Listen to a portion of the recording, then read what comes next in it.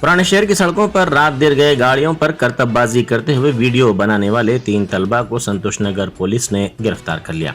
Police ने बताया कि 27 नवंबर की रात पेट्रोलिंग ड्यूटी पर मुतय्यन अमले ने देखा कि संतोषनगर इलाके में तकरीबन रात 12:30 बजे 5 नौजवान मोटरसाइकिलों और जीप पर करतबबाजी कर रहे थे। एक नौजवान जीप चला रहा था जबकि इसके साथ 2 मोटरसाइकिलों पर 2 नौजवान बाजू थे। वो लापरवाही से गाड़ी चलाते हुए फिसलबंडे से संतोषनगर आईए सदन की तरफ करतबबाजी करते हुए गुजर रहे थे, जो कि राहगीरों के लिए खतरा साबित हो सकता था। अलावाजी नौजवान गाड़ी चलाते हुए हंगामा आराई कर रहे थे और लोगों को खौफजदा कर रहे थे। मुलाजिमीन पुलिस ने उन्हें पकड़ने की कोशिश की, ताहम वो वहां से फरार होने में कामयाब हो गए।